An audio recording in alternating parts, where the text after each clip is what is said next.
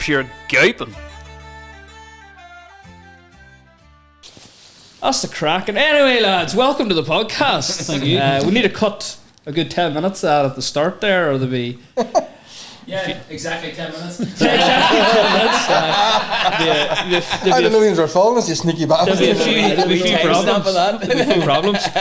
But welcome to the podcast, lads. Welcome to the Flax Good Room. Joe, you have been on the podcast before, but you've never been invited here. No, I haven't. Fergal said, "I we need to invite Joe into the Flax and make him a real guest." Like, so you're here now. There we go now. And welcome Stephen as well. Cheers. We recently did I would say a competition with the lads here. We met Joe previously, obviously, on the podcast, and then we hired in Stephen for big money to be another judge as for local chef Showdown. And this episode, we're just going to deep dive into a wee bit about Stephen, a wee bit about Joe, what's he's up to now, and then we'll finish a wee bit on the local chef. Stephen, have you ever listened to the podcast before? No, because I'm crap at like podcasts and things like that. Podcasts, I don't know how to get them. Like sometimes they're like, "Oh, did you see that Joe Rogan podcast?" And you're like, "No," and then I'd go and listen to it and be like, "Oh, I listened to it," and they're like, "No, there's a video of it." I can't keep up. My wife's good at it, so she would send me with like wee clips here and there. Clips are easier. They're too long. Would you have time to listen to them? I always put something on when I'm driving to and from work and listen to something, but it's generally just a YouTube video that I'm not watching and just listening to. I don't know where to even listen to podcasts. Okay, Spotify. That's where we're on. Well, I'll send you the link. We're on YouTube too. We're on YouTube. We are. So we're going to do a quick fire, right? And I say a couple of choices, and Stephen, I want you to just quickly just say what you prefer. Right. Okay. All right. It doesn't have to be that quickly. Don't worry about it. It's never that quick. Tea or coffee? Tea. Punjana or Tetley? None. Nambari. Nambari. Yeah. What shape is that tea bag? Square. I don't like all them round ones. No, I don't know. Potato bread or soda farl? You have to have both. No, you have to pick one. Soda. You have that with jam on it as well, like if you want something sweet. You can do a lot. Soda farl with jam. Yeah. Is it fresh? Never really thought of that. It's just bread. My diet is soda bread. Butter and jam, you get to see a teeth mark from the butter. Bacon or sausage? Bacon. How do you take your eggs? Soft. Doesn't Doesn't matter if they're poached, just fried, runny, like just soft, scrambled, everything just soft. running all over the place. Hot or cold? What? Food? Just in general. Fuck. Would you rather be hot or would you rather be cold? Cold. Chinese or pizza? Chinese. Indian or chippy? Indian. Favourite pizza toppings? There's one that you can get in, what do you call that pizza place? Little Wing, right? And it is amazing. And it's like parmesan, mushroom, and it has an egg in the middle, just cracked around. I've seen photos of It's that. unreal. I went to Notorious Pizza and I asked them would they do one with an egg in the middle, and they laughed at me. And I got it anyway. They gave me it, and it was unbelievable. And my wife was laughing at me, and she loved it too. So is that you just like dip? you just pull it, and it's just gooey, and you dip it in. It's unreal. amazing. That does sound class. Notorious Pizza. Probably on their selling them. It's probably on their menu now. Favourite film genre? I like true. Anything true. I don't watch anything anymore. Just like unless it's it has true. to be fictional. Has to be fictional. It doesn't have to be a documentary. Factional. Or factual. Has to be real. Not a documentary, but even based on a true story, things like that. No Star Wars or aliens. No, Like that. shit. I tried that. See, during lockdown, I watched every one of them to see what the fuss was about. What a load of balls that is. Absolute shit. Well, it didn't really happen. Like I know, but it's just so. It's just crap. What's the last true movie that you enjoyed? Remember? So there was a thing on Netflix called Making a Murderer. yes. And then there's another one out, but it's not on Netflix, and not many people know about it, called Convicting a Murderer. And it's like the flip side of the coin on what all happened there, and it is unbelievable. Changed my mind on everything. Oh yes, okay. It's cool. class. Must check that out. Well, I was just about to ask favourite TV show. What's your favourite TV show? Have you got one? The show now probably got me into watching series would have been Prison Break, but I watched it recently and it's shite. It didn't age well. It didn't age well. So I'd say Sons of Anarchy. Oh yeah, I enjoyed that. I didn't think so. I didn't like the acting. I thought it was shite. Like, I always went on. He loved it, and I was like, "That is a fucking anything with Ron Perlman in it is absolutely shit." I love Ron Perlman. He is a lad. Ron Perlman. He has not been in a real film in about 20 years. I have to agree with you, John. He's terrible. He's terrible, but he's so cool. He's cool, like, but he hasn't been in a good film in years. It doesn't matter. It's Ron Perlman. He plays the same character. He's just like grunting in the background. Do you hate Arnold Schwarzenegger and Sylvester Stallone? He has never been in a good film. Hey. Arnold Schwarzenegger. Oh shit! Predator. Jokes. Off. Commando was absolutely amazing. Commando, Kindergarten Cop. The Last Superhero. Last Superhero was class too. Okay. Fair You were enough. about to lose us all. No, I was joking. Ron Perlman. Nah, shite. Favorite music.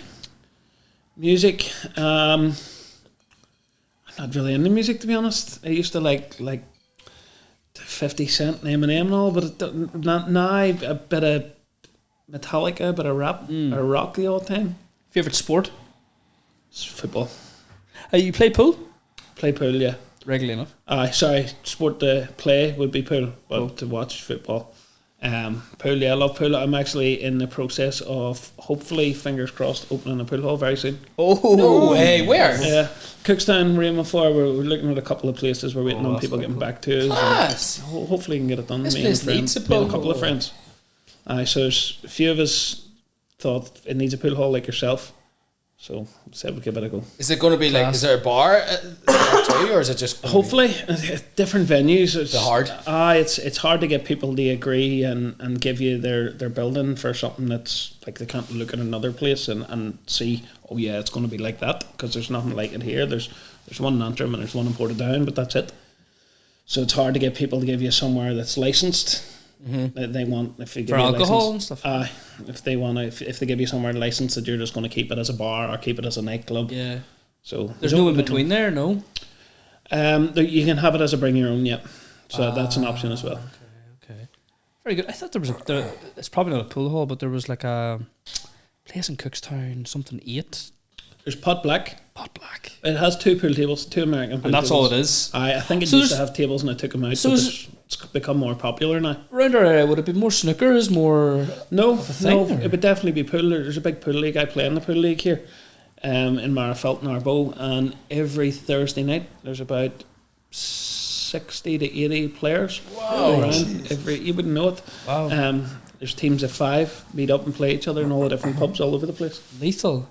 I remember being, we used to run a pub when I was younger called The Step In Marafelt. Yes, It's got a good table, or Yeah. I don't know if it still does. It does. It did have a good table, or it probably still does, but I remember the years as a young lad just being there, like, it was rough enough the odd time on a pool night. Like, you're talking Saturday night, and there's obviously some pool players and there's some people that think they're pool players, or, you know, a few drunks in just sticking the pound down. And like it gets a wee bit heated the odd time. There's the odd time whenever I was a wee bit older, and I was in just when we didn't have the bar, and I went in and the place was rough. Like, there was guys getting aggressive and all, like, and he was doing this and he was doing that, and I put my pound down before you and all that sort of shit. Class. Yours is obviously it's not like that. Whenever we go, it's generally Professional. the tables kept for us, and it's just the teams playing each other. And it's customary to get the away team a drink, so the away team visiting. So if we're playing the Step In, the barman would generally get all our team a drink. So it's a good game for socialising. I don't drink, but I go on and play, and it's good crack. Like, very good. Do you have a team of 5 then? team of 5 play on the night. You generally would have a team of 6 or 7 players, and 5 get picked every week. Very good. Lucky for the few that didn't make it. There's always a reason, you know. Someone Has something to who's do. away somewhere, or someone has won. If you lose your last match, then you have a chance of being dropped for the next one. That type of thing. Right. And Johnny's crap. He's not Nice. coming. I wouldn't be the best at pool, to be honest. I love a bit of pool. I Like. love pool too. Yeah, so do I. Good sport, like. Very good. Spend on it. Not really. Like if I have a friend coming to my house for a game of pool, we'll probably play for like 10 or 20 quid, just so you don't mess about and go for like insane TV shots. Like, just to keep you honest, like. There's a few good movies, is there not, of like pool movies? There is, aye. Colour of Money. Aye, that's Money one. is one now. Class. Oh, I must watch that. And the original, what was the original one? Fuck. Aye, I know what you're. The Hustler. The Hustler. The Hustler. He's in both of them. Fuck's sake, man. His name's Paul Newman, no? It is. Paul Newman. Paul Newman. Oh, great. And he comes out in the Colour of Money with the really cool pool cue. And his man's raging because he's showing off in front of people. Fucking great show. Do you ever really... do you spend money on that sport, yeah? Oh, I have my American pool cue. I got custom made by a company in America that came over, and then my English pool cues, I have two of them. One's from Thailand and one's from here, but you get spent an absolute fortune. They're brilliant over in Thailand, aren't they? They're the best pool players, aren't they? Thailand and Philippines, Yep. but it's a different type of pool over there. They all play American with the big balls and the big pockets and the bigger tables. Right. Where the one that's getting popular here is the English game, which is popular here, New Zealand, Malta for some reason, and Australia. Right. And is which is harder? Do you know, or They're just different. There's It's just bigger harder balls? than another. It's bigger balls and bigger pockets, but I mean, it's easy to say that one's easier, that one's harder, but Just depends what you're anyone used who to. I've played at English pool has been just as good as at American pool. right? So it it's about doesn't- the same. Yeah, there doesn't seem to be much of a difference, to be honest. Cool. You go. You don't know these sports are happening. We do a thing called the mega menu. Mega menu. So we do it with all our guests, especially if they're from the area.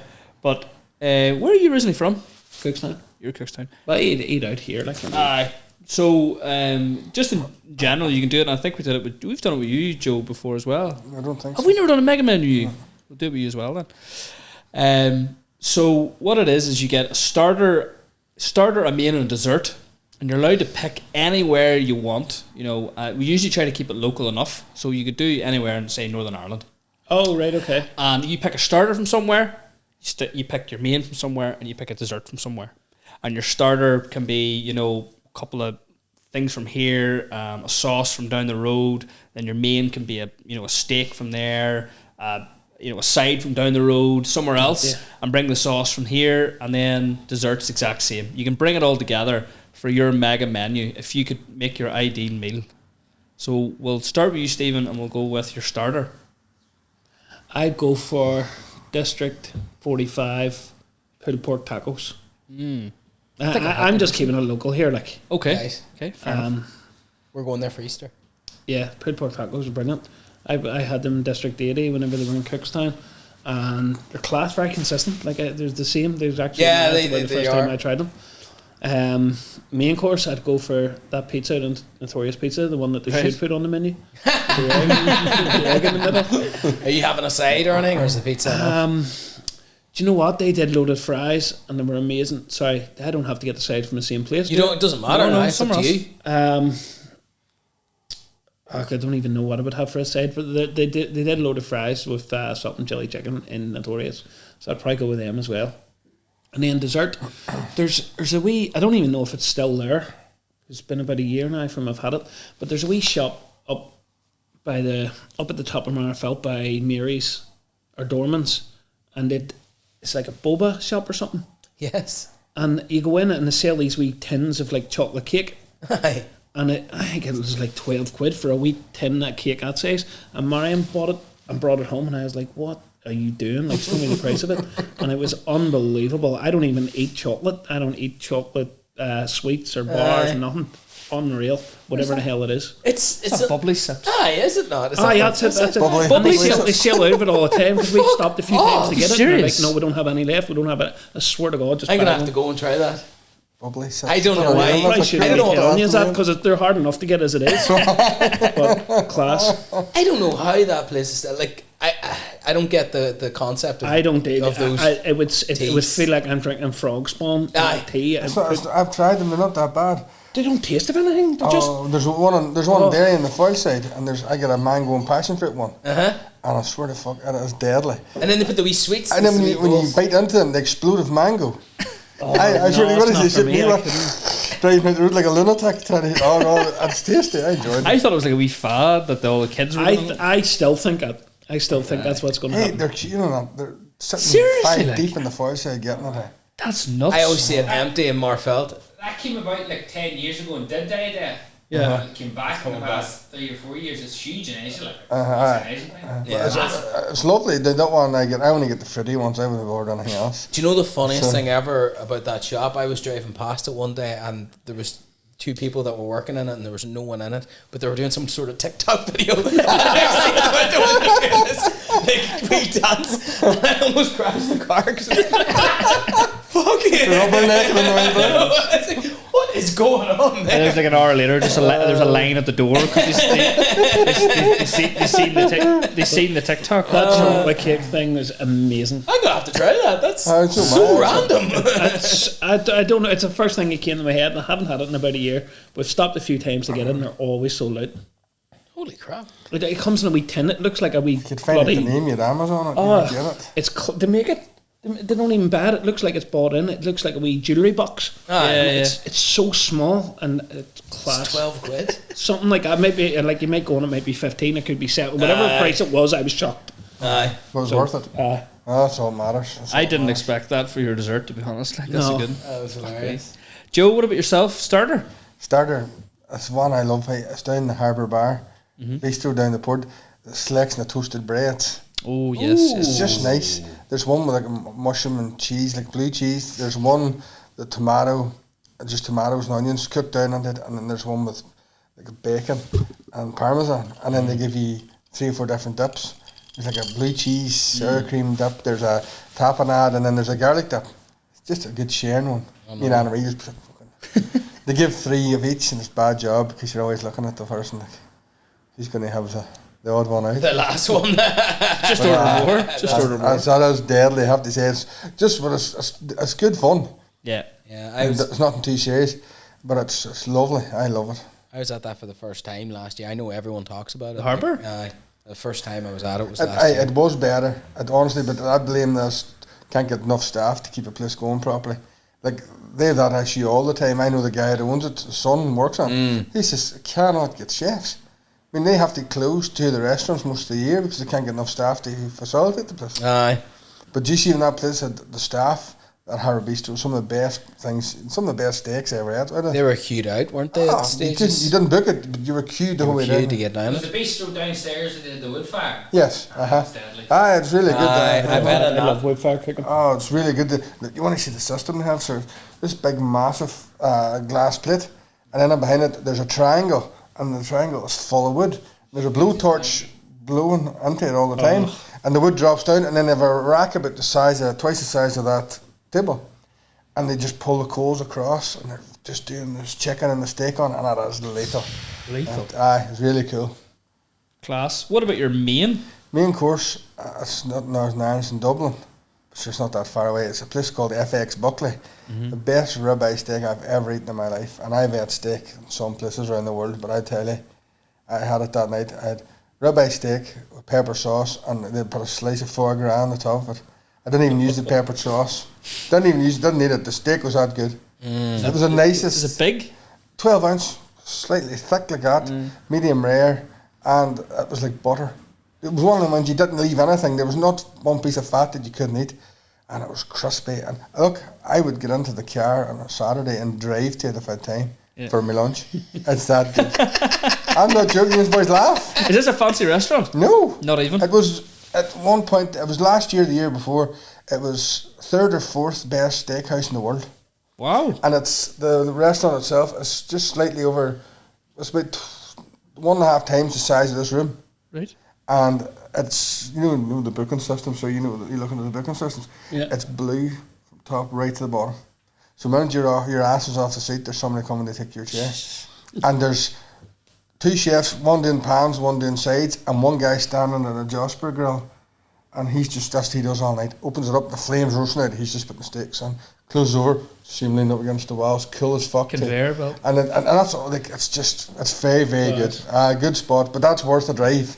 you'd never need, like, the sauce was lovely, everything's done properly, but you don't need it. Like, for me, if you can eat a steak and you're not even interested in the sauce, That's something special good. about that. That is unbelievable. Are you sticking with your sides there, or are you going somewhere else? See, that dish doesn't even need it, but I love an old sour cream and chili cubes out of the harbour. It's the dirtiest old bowl of stuff, and you're just eating and going, I don't know why I like this so much. You're like, this is all red now. They're deadly, aren't they? Oh, That's deadly stuff, and they're spicy and sweet, and then the sour cream on the top, and that's just tangy, and they're deadly. Lethal. Aye, that's my side of it. Dying to go to the harbour now. that place has been doing a lot of those things for A long time. years. For like 15 since I was a child. Aye, I they've remember been going there 4 or 5 and seeing stuff on the Do you menu mind all the they time. used to do in the Remore? They done a lunch special. You could go and get £7 for your lunch. They do one at the minute during the week for £5. Yeah, $5. But they done chicken gyros, the Greek chicken dish.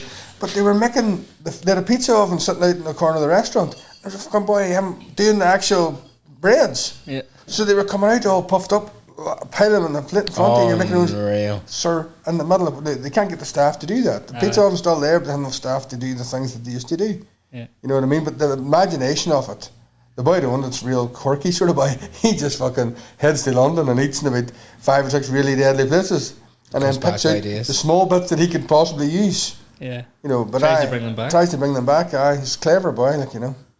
What about your dessert? Dessert would be a chocolate delice out of Noble. They did a peanut brittle ice cream. Oh, that's And nice. from the first time I ate it, it's one of the best things I ever ate. And there's a great quote, and I used to have it in the menu, don't have it in the menu anymore, but I'd be friendly with Saul and Pearson who own it. And Saul said that they had your man, food critic over from London, what do you call it? Jay Rayner. Jay Rayner. And Jay Rayner says it was the greatest £6 he ever spent in his life. And you know what? I can see why. It's £7.50 now, but it's well I was worth going to it. say, you put the price up if he says But that. I'm not joking you. It's just one of these things you eat, and I've bad tooth here. I'm well sensitive, and I still eat it even though it kills me with the cold. I'm eating it going, oh. But it's proper, like really really good. But they only do like 3-4 desserts, but they're simple, done well. Like there's like a treacle tart on, sticky toffee pudding this year, and there's selection of cheese. But everything's done Aye. just exactly the way it should be done. Quality. But that chocolate delice is a bit special, I have to say. Fucking starving now. What about, between yourselves, favourite restaurant in NI? Noble. Noble? Aye. What about yourself, Steve? Muddler's Club. Muddler's Club? I've been dying to go there. Really good. And Muller's Club's good too. I don't know how it happened. I told this story like You have, a few years ago. 2 or 3 years ago now. Me and Clina were given this voucher for Muddler's Club. Never even heard of it, but it had been open a wee while, but it had just won like a Michelin or something, or something to do with Michelin. And we were given like given the what do you call it, the wee credit, what do you call it, the gift voucher, Yeah. way before it was established, say like maybe 6 or 7, 8 months before, and then we booked it. No, and then got a Michelin star like maybe 3 weeks before we went.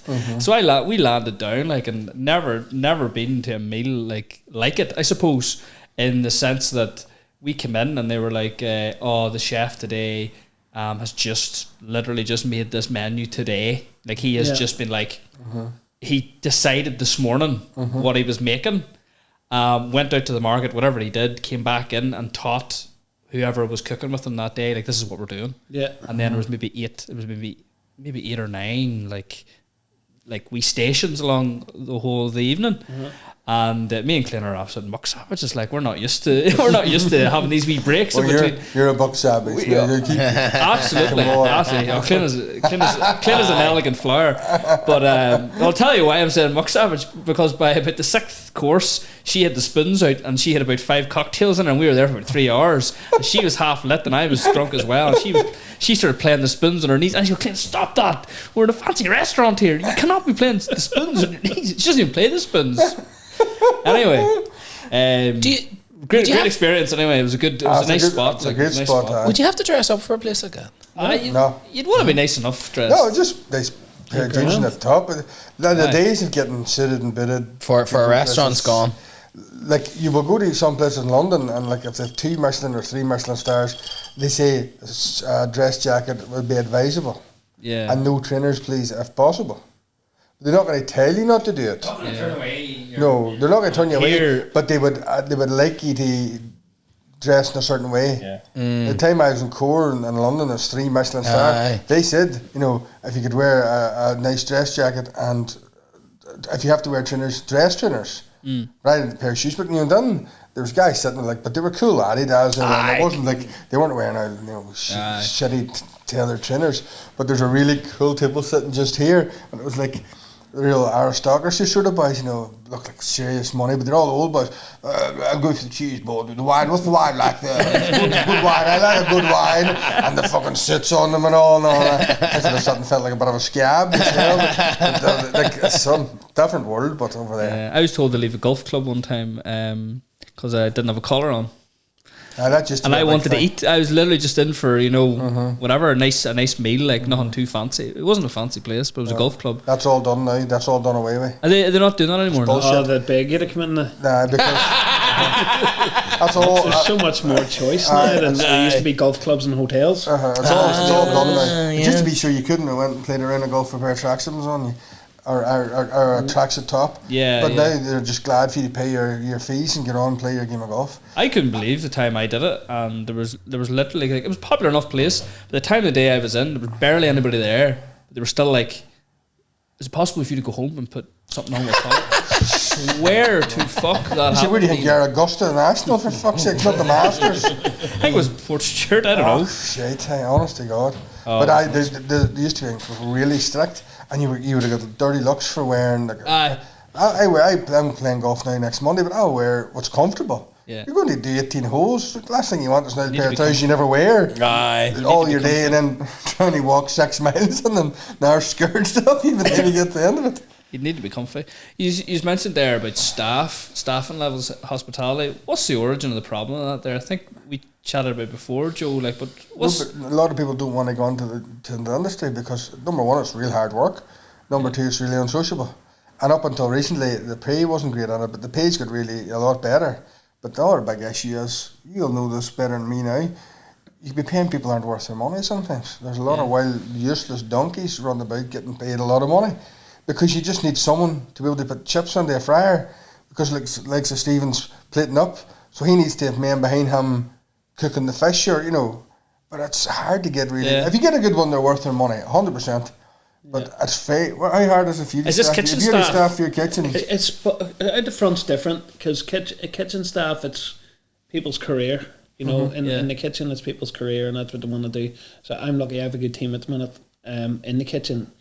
Out the front, it's generally not their career, and it's just like a stopgap. They're doing it while they're in college or whatever. They're just doing it to get a couple of pound over the summer, that type of thing. Or have 2 members of staff that have been with us. One's my sister-in-law, and the other girl has been with us for years, maybe 6 years, something like that. And the rest of the team just sort of revolve around them. Now, we do have a couple others that have been there a few years, but everyone else changes over.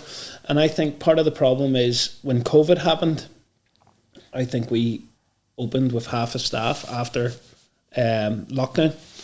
Half a staff left because they didn't want to work weekends. They didn't want to sacrifice their weekends. Very unsociable hours working in restaurants.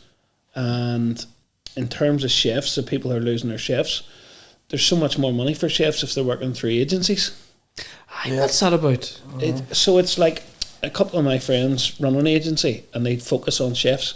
So they would get the chefs in, say an average hourly, most chefs, for me, I don't know about you, but for me right up until I opened Dawson's, I was working for people and I was doing anywhere between 50 and maybe 70 hours a week, but you get paid for 40. That's it. You get paid for 40, doesn't matter. And you're expected to do that. You're expected to be there. You're on like a salary rate? You're on a salary. But 40 hours is like impossible. It's undoable. In terms of the prep. And so it's not realistic. Yeah. If I'd have worked it out and went at 60 hours a week somewhere else, I was earning easily less than minimum wage. But now all these people with doing agency work, I think they're getting like £18 an hour. And they're getting that in their hand. And they're getting their travel. And places are paying it now. So if I was to get an agency chef in tomorrow, I'd probably have to pay the agency 30 quid for having that chef, maybe 40 for having that chef per day, plus £18 an hour, and that chef's getting that £18 an hour and taking it home. And they're deciding what days they want to work. There's so much work that they're just deciding that I'll work Tuesday, Wednesday, Thursday this week and take off the whole weekend. Take off the rest of the week. I'll make £600 in them 3 days. And they don't have to work. And they're responsible. They walk into a section. They really 9 times they don't give 2 fucks about the section, and then they head out the door laughing because they've made a wee fortune. I know a couple of boys, and they were going to Donegal, the hotel they did, and they were getting £220 to £300 for doing an 8-hour shift. They do make a lot of money, but some take it serious. So with me, so I only open 3 days a week. I only open Friday, Saturday, Sunday. So I have 2 of my chefs. And I've said, why don't you just go work in this agency? So they work in the exact same place every week, 2 days a week. Ah, right, okay. So that's consistent for them. They know they're getting that, plus they know they're coming and working with me at the weekend, and they get holiday pay and all that there sort of stuff for the work for me. They won't get that for the agency. And they have set consistent hours with me. They've got a section, they know what they're doing. In their other place, I think it changes day to day. So it works out better for the chef. I just missed out on the good money by a few years. Yeah. But I know it's crazy money. But it is what it is. It's like pirates and they're... Why wouldn't you, I suppose, if you're looking at it from their perspective, you know, like... It's far better in terms of the chef's lifestyle. I think it's more, you can pick, I don't ever want to work weekends, and you'll be busy during the week. You can get away with it? 100%, yeah. Where the other way, like... The chefs that work for me, they're working every weekend, every Mother's Day, every Easter Sunday, every Valentine's Day, every Christmas, every, all the big days that you want to be off. Yeah, and you're the odd Monday, Tuesday, Wednesday. That's the days that you're. Yep, that's my weekend. Bumming about the town. No wonder you don't drink, Stephen. Okay. Very good. Stephen, just going to touch on yourself, or a bit of an origin story. So, where are you born and raised? I'm from Belfast. Originally from Belfast? Yeah, Dunmurray, Poglass. Primary school? Primary school was called St Mark's. I think it's knocked down now. I think it got knocked down. Left? Nothing to do. I don't even know how long. I drove up to a friend's house. I don't be in Belfast that often, and I drove to a friend's house last year, and there was a housing estate where the school was, so that was the first day I knew it was gone. What about high school? High school, I went to Christian Brothers CBS in the Glen Road, which I drove past again, and it had changed name. And my brother told it used to be an all boys school, and now it's called, I don't know what it's called now, but it's like a mixed school. What about academically? Were you bookish or sporty or what? Did you like school? No. Surely. No, I knew I wanted to be a chef when I was in school. So, did you? Yeah. How? So I was already working. I took my first job when I was 12. Where at? A candy apple factory was my first job. No way! Were you dipping the... Well, I was too young. I wasn't allowed to use the sugar. So I had to do the chocolate apples. So were you just... Yeah. You're a Charlie Chocolate. Fuck off! Fucking hell. Me and a friend out of school went, I got a job. It was beside, my dad was a mechanic and it was around the corner, and I got me and my friend a job in doing the candy apples, and then I got a job in a hotel as it's called a chef, but I was just doing whatever I was told. And is that where you got the bug for it there? Aye. So what were you doing that... I was called a pastry chef, but I was literally opening boxes of pavlovas and putting a bit of cream. I was whipping cream. That was about all I was doing, putting a bit of cream and berries on top and trying to make it look nice. Was in a hotel in Belfast, just around the corner from where I live. So I worked there for over 2 years anyway. I was getting paid £2.75 an hour. What? Oh, £2.75. Yeah, I remember. And I remember my wage, part-time wage being something similar. Or What age were you? I would have been from I was 12 to I was maybe 14. Right, okay. They could pay you I at thought home you when were a you're bit that older, age. and I was like, what's going on here? They could pay you. Fuck all. Like. But it was good. It was a good experience. Was there anybody in your family or your past where food related that you got it from? No, my granny, I think she did it as a bit of entertainment. I don't even know if she was a baker, but we used to go to her house every Sunday, and she used to always make buns. I know everyone probably says that. I've read it millions of times, chefs saying that. But I think my granny just did it as something for all the grandkids to do. There used to be loads of us go, and we used to make buns, and that was about the only cooking. The only cooking, yeah. Aye, What did you enjoy about working in the hotel? Was it just the atmosphere, the crack, or? It was just the learning of how to create something. I think, like, I remember I was working in a hotel and then I left, and I remember being in the house. I was still young, probably 12, 13. I remember going to myself, I'm going to make boiled eggs and toast. And I remember ringing my granny going, I boiled eggs on, how long do I cook these for? And she's trying to explain to me, I don't know what the hell she said. But I think it was just creating something and taking direction and something coming out the way it should be, you know, like reading a recipe and doing it and getting the batter, and baking it in the oven and coming out and covering it in cream or jam, that sort of thing. I think I liked. So it stuck with me, and I knew that's what I wanted to do when I was in school. And I got in 4th and 5th year in school. I don't know what it's like down here, but in Belfast, that's whenever extra subjects get added into your thing. So you can pick like music or computers or catering was one of them. And I had just won an award for computers, and I just won an award in music. You got to do them in 3rd year as well. But in 4th year, I picked catering. But the principal took me out and put me into computers. And I was like, what are you doing? I want to be a chef. And they're like, nope, you're in here. And I had to get my parents to come down and fight the school to get me to go into the catering class. And the queer dickheads too. I know. What? That's why you don't watch YouTube. But I didn't do any GCSEs or anything like that. Like at the end of school, whenever it came, you did none of your exams. No. I was already. So see, whenever you finish school, you go to college and you do your catering MVQ level 1, 2, and 3.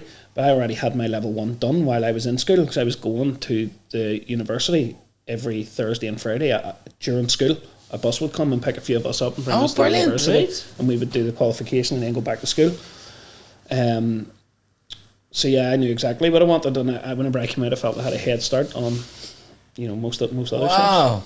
And then you went to catering college then after that? Yeah, school? done that, and then done level 2, done level 3, got a proper job as a chef. And where was that at? First proper job probably was a place on the Lisburn Road called Tattoo. It was the guy who owned the merchant, owned it, and it was before he had the merchant. So this was his main place, and I was in there, and it was a hard enough kitchen to work in. Like, I remember there was another boy who was about the same age as me, and he worked there, but I was more experienced than him, and I felt I was better than him. And I remember getting kicked off a section in the middle of service for being shit, and him being put on it. And I was going, what's going on here? I'm far better than him. Why are you taking him up there? And head dropped a wee bit and sort of fell out of it a wee bit until I went to the merchant, and then that's when I got proper into it and reading books and making recipes and coming up with your own dishes and plating up food and going working for different restaurants in England for like a week at a time for free and learning and coming back. And how did you get into that? How do you? It was a guy who was head chef in the merchant. He actually opened up a restaurant here in Marafelt, Church Street, a few years ago. So he was a head chef in the merchant, and I don't know, me and him didn't get on for the first couple of years, and then we just got on, and he was like encouraging me to like read books and go work in places, and he would organise like trips for me to go eat out somewhere, things like that. So he'd be the one responsible, I'd say, for me getting into cooking properly. And so when you went for a week away, was that unpaid then? Like, Yeah, would you have to take a week off work? Yeah. But again, like your employer, like the merchant paid sometimes for me to go. They would have right. paid for my flight and hotel. I wouldn't have got paid my week's wages and work, like I'd have lost that. But I went over and I worked, and I remember going and working in a place in Birmingham, Tom Makin's. I remember I won a competition to go and work for Gordon Ramsay, and I got to take time off there to go over and work in his place. But brilliant experience, and some recipes, even recipes we still use in our restaurant today, are from those experiences. What you mentioned Gordon Ramsay there. What did you have to do to win that, and then the experience? So he does a competition. He used to every year called the Gordon Ramsay Scholarship, and the Rowley, who owned Church Street, he was a head chef in the merchant, and he came to me and said, "Would you enter us?" And I said, "No, I don't want to do it." And why are you asking me to do it? There was like 20 other chefs in here. Go ask somebody else. And he came to me again, and he says, "I really want you to do it. I think you could do well." And I was like, "No." But then at the end of there was like a a brochure he printed off to show me, and at the back of it said he was doing a book signing on the last day, or he was doing a book signing at the end of the first day, or whatever it was. And he kept asking me to do it, and I finally went, to tell you what, I'll do it if I can bring an extra suitcase and bring a few books and get him to sign them. And he said, right, okay. So I think the competition was on like over 3 or 4 days, but we only booked to stay one day, and we went over and done it and got through the first round.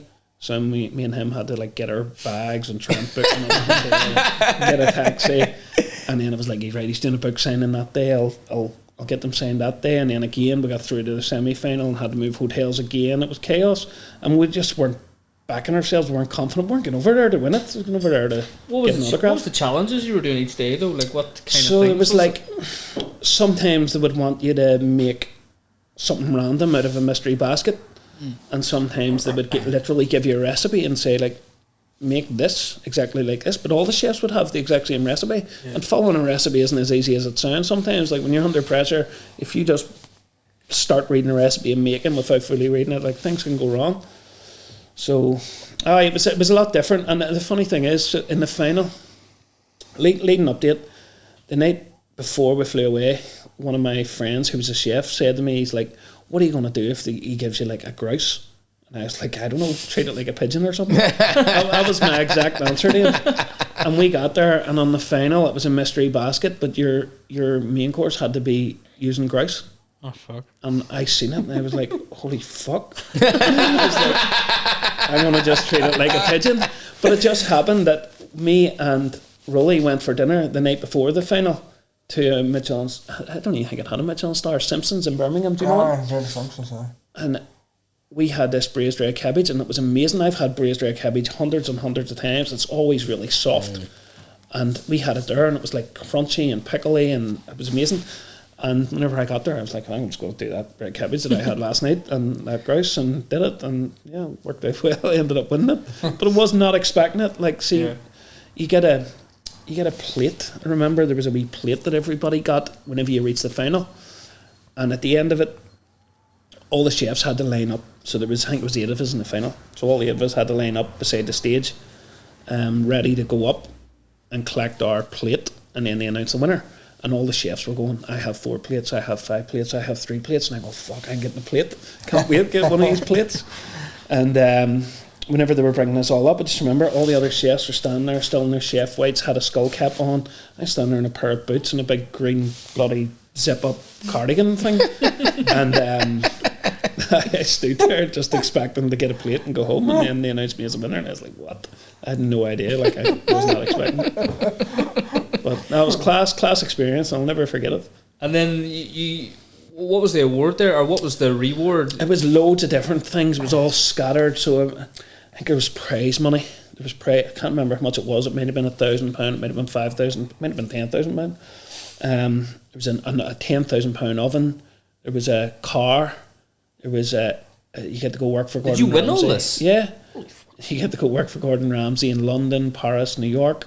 There was a big set of knives and a big steel briefcase.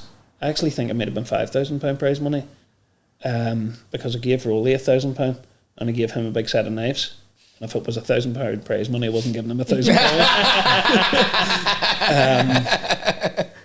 And I ended up winning every single one of Gordon Ramsay's books signed, which is the only reason I went. You got it. All the ones that didn't have and everything. That was the only thing I wanted. I didn't want nothing else.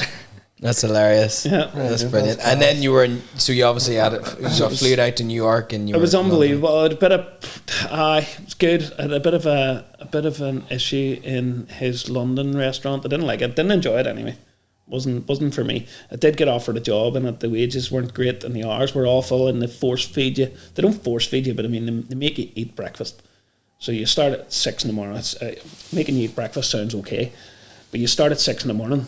And at about 6:15, you're made to eat breakfast. And the breakfast on one of these particular mornings was a foie gras, chicken liver, and wild mushroom parfait. That's not breakfast. At that time. And I'm not good at getting up in the morning. So they were like, here, you have to eat this here. And I was like, no, I'm all right. You have to eat it. No, don't want it. Not eating it. And they were like, if you don't eat it, you have to go home. They make you eat it. They make you eat breakfast. And I was heaving.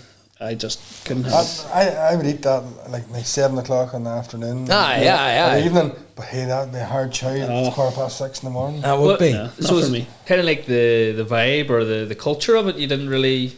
I didn't agree with, I didn't or? like the culture. It wasn't for me. It wasn't for me. Starting at that time and taking pride in working a 20-hour shift and trying not to be tired and it wasn't Funny, for me. you seen him in Boiling Point. He turned around to one of the chefs. Hope you've drunk some sugary drinks today and see you yawning again that he'll kick your hole. Aye. And these guys maybe doing 18, 19 hours. I worked with a big boy Ward Buckle on the beach hill, and he worked in Aubergine just before Ramsay moved to Royal Hospital Road. Yeah. And he said the cruelty man when they picked you the hours they were doing. Like, he said it took us 45 minutes to get in the tube to where you're working. So you're starting to work at 6 in the morning, so you're up, face washed, running to the train station, had to be there for 5:15 to get the tube, up and to work. Some nights you weren't leaving your work till 1:05 in the morning once you cleaned everything down. And he was in pastry at the time. On the train, getting home for about 2:15, sleeping for 2.5 hours, get up, brush his teeth. He says, there's only so long you can do that before the engine just falls out of you. Jesus Christ. I don't know how they get away with it. It's not on. It's not fair. It's not enjoyable.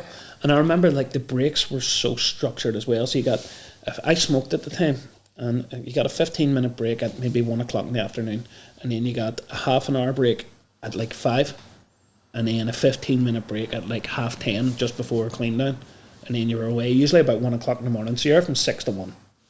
That was the day. Jeez. And you 6 in the got morning. 3 breaks, 1 half an hour, 2 15 minutes. That was it. They don't. And how often would you It's not do done that? as much now. Monday to Friday, closed Saturday, Sunday. I was in his 3 Michelin star place. There's no trade on Saturday and Sunday in parts of London. Because Really? All the business, you're getting businessmen, you're not getting No. punters. I think he opens Saturdays now, Does he? but he doesn't open Sundays. But you're getting, it's the businessmen, it's the big corporate boys, Aye. corporate lunches, corporate dinners. You know, they don't really care about people like me coming in for dinner, because I'm only going to buy a reasonably priced bottle of wine at maybe £150. And any more than that, I'd be sweating. They're looking at the guys get on using the company card buying a £5,000 bottle of wine. That's what they're looking for.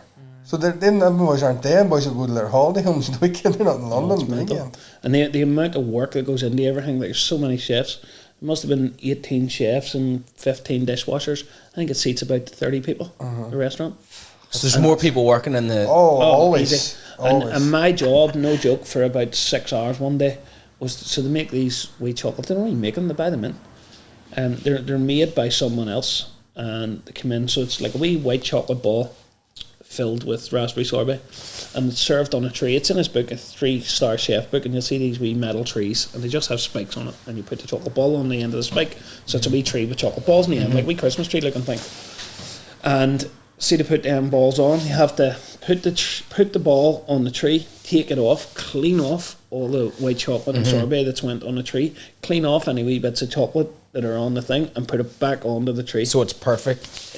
Everyone had to be perfect, pristine, and it was just so like minute details Fiddly. that I get that it's 3 Michelin star, but it just wasn't for me.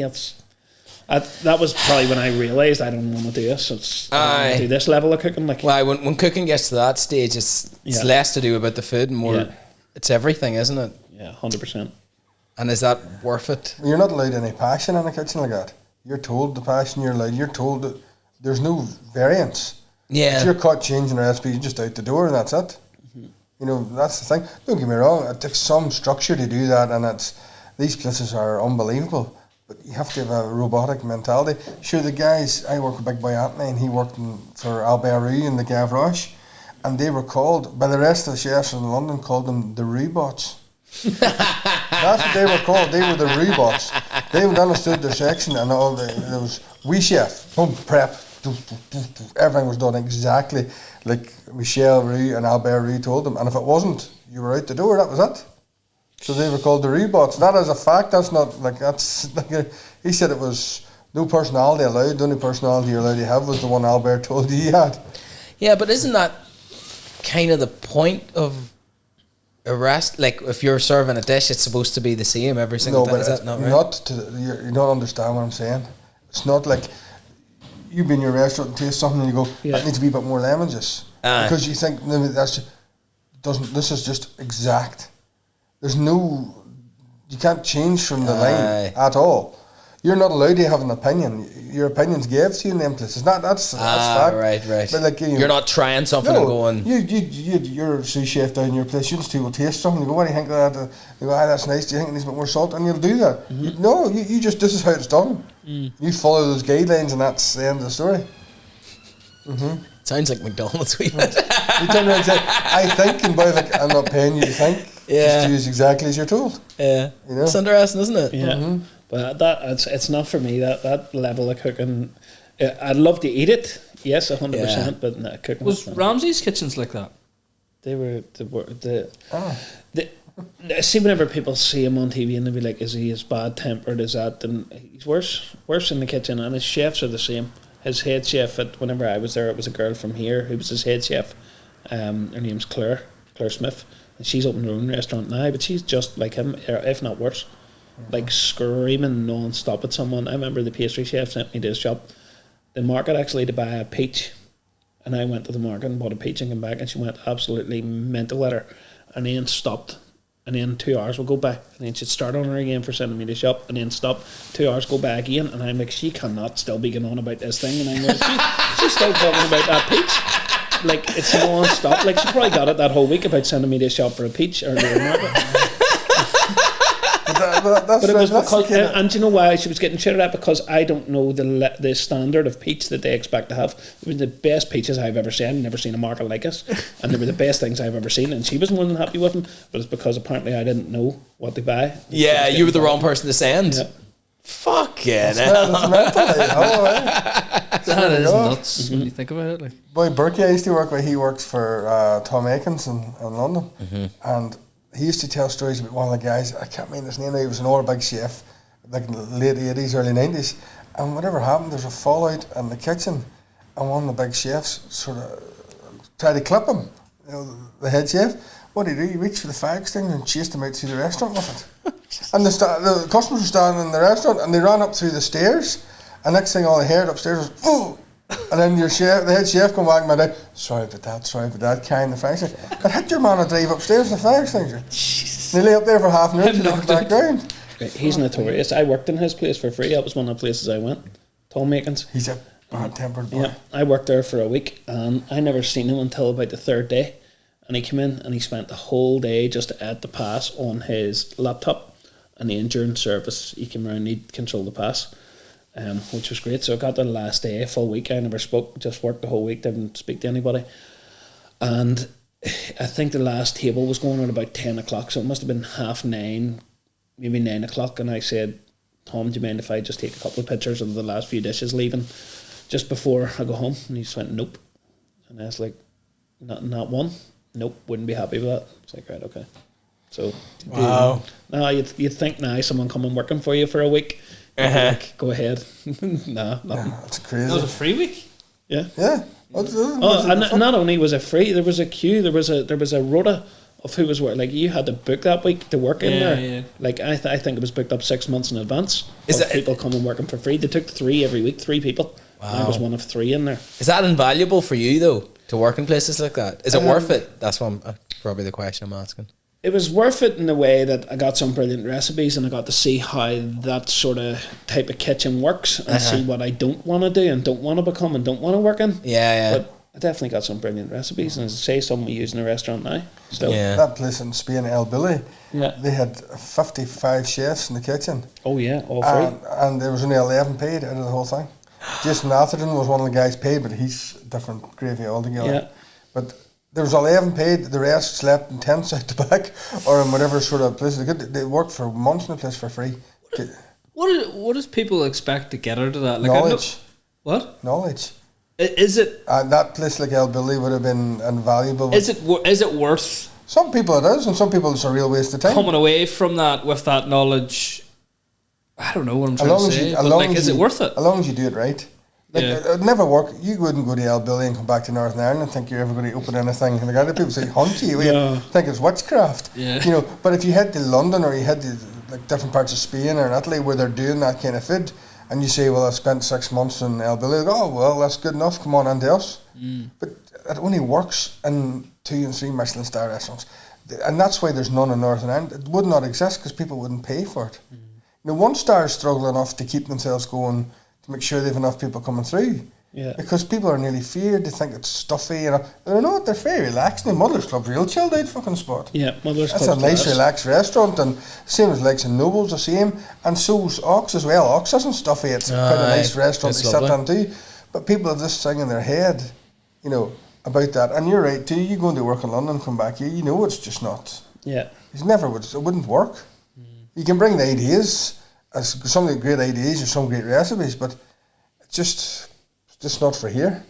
Where do you think the mentality of those old school chefs has came from? You know, like you mentioned, your man there's like, no, don't take any photos, or you know, Ramsay's acting the wanker, or you've got, you know, that real like it's all came from the same place because they have all worked with each other. The likes of Marcus Wareing, Gordon Ramsay, Tony, they've all worked with each other in the same sort of places, and they've trained their head chefs to then train chefs to train chefs to train chefs. They've set some sort of standard. They've all worked either back in the day. It was Pierre Kaufman, Tante Claire. It would have been the Roux brothers in the Waterside Inn or in the Gavroche. It would have been Nico Ladinez and Chez Nico, and them boys were all ferocious bastards, like all old French crabbed bastards. And they're all the same. They're all the same. They bred it the whole way through.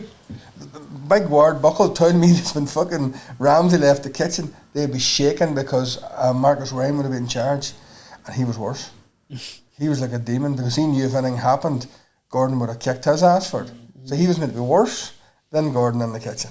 But like Pierre Kaufman, if you were just starting off, he put you out in the backyard shucking the oysters and stuff. And it would rain, snow, whatever it was, that was your job for 3 years a day. You just done the shitty fish jobs outside. And then if you could do that, then he brought you into the kitchen. You maybe didn't eat for the first 3 days. Just to teach, you know, whether you're worth it or not. Teach you a bit of money. Aye, it was crazy. And then Anthony says he worked for Pierre. Doesn't it? He worked for Pierre Kaufman for a year, and he said that he watched one chap that all he done for 4 weeks was come in every day and blanch almonds, blanch and peel almonds for 4 weeks. Fuck me. He ended up, he got a job at it, but he says honestly, at the end of the whole thing, he was like, he felt sorry for the young boy, but he was, I don't care, I'll do anything to get a job on here. Like that's the mentality that people have is crazy. They don't have that. Young ones don't want to do that shit anymore. Stand and blanch almonds and be shouted at them. I don't know if I blame them, to be honest. I don't blame them either, but it will be.